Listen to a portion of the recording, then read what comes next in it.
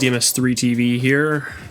As you can see, my desk is a mess, and that is because right here I have a pair of M1060s that I've been working on basically for a week and a half, 2 weeks straight, that don't ring and don't have vegan pads. That modding video is coming soon. This has been an insane amount of effort, so make sure you stick around for it. But that's not what today's video is about. Today we are talking about these. This is the first generation of the Beyerdynamic T1. This is an open back dynamic that's both loved and hated by many people in the audiophile community. So let's find out why. First off, starting with the build, there's a decent amount of metal in these.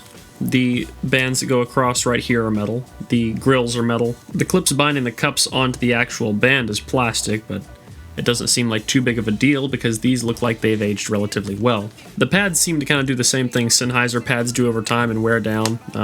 I did also try these with newer pads though. I just put the original owner's pads back on these because I'm going to ship them out right after I do this video. The mechanism that controls the adjustments for the side doesn't really have much hold. I believe at some point it probably would have clicked, but there's not much there now. And comfort is not bad.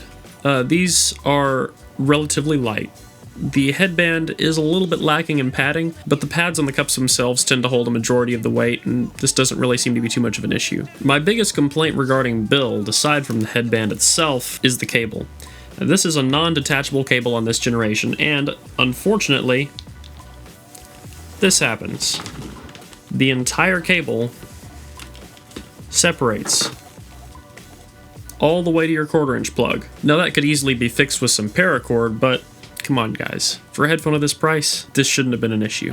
And I don't know why manufacturers insist on having non-detachable cables. Now from what I know, the newer generation of these does have detachable cables, but I feel like that should have been a thought that came to the table when they were first producing these. I mean, look at the 580. Even the 580 had detachable cables, and that's not a new headphone. Inside the cups, the angled driver is hidden behind an incredibly soft material. I'm not 100% sure what it is, but I haven't had any issues with my ear touching the driver, and if I did, I feel like this would not be particularly uncomfortable. Now, these do feel relatively closed off for an open back pair of headphones. I can still hear my surroundings somewhat well, but the grid on the side is not very permeable. Now, moving into sound, I want to say this isn't a particularly bad thing, because the Beyer T1s have a surprisingly accurate soundstage. Now, when I say accurate, I would like to put a point on saying that it does not feel artificial or emphasized in any way like the HG800s do, but it doesn't feel claustrophobic as much as the 600s or 650s. Imaging is absolutely exceptional. Vocal presence is exactly where I'd like it to be, and I'd say on par with Sennheiser's HG650 while still maintaining a wide enough soundstage for the rest of your music. Now things start to get interesting when we look into the sound signature of these cans. Moving through the low end, these extend really well for a dynamic pair of headphones. There's no major peaks or dips as we move throughout the low end and mid range, and then suddenly, holy mother of treble, we have this peak at 8K that extends up to 15. Now this intense spike in treble, to say the least, does not seem to be harsh in any way. It doesn't seem to be distorted or sibilant or anything like that, but it makes most music hard to listen to. Now there are some tracks that are recorded and mixed darker that when played on these, I can hear them in a whole new light, being open and airy.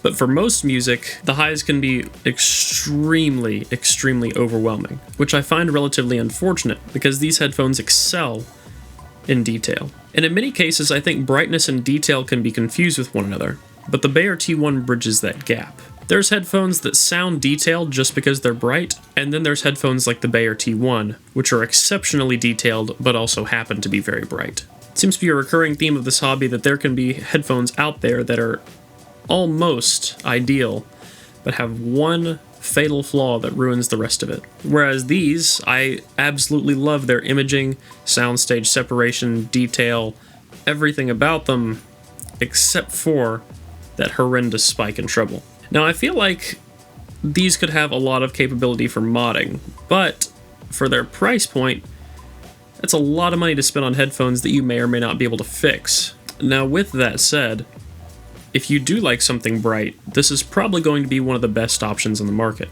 because while bright headphones might not be my thing, these are exceptional in almost every other way. And if you already do have a collection of headphones you like, it might not hurt to have something like this on the side just to mix things up every now and then. But guys, that's all I have today. I've been putting a lot of time into prepping for our next few videos, and I think you guys are going to really see how much it's paid off. This is one, but I've got a couple surprises coming next week too that I think are going to be huge. So stick around for that, guys, and I'll see you next time.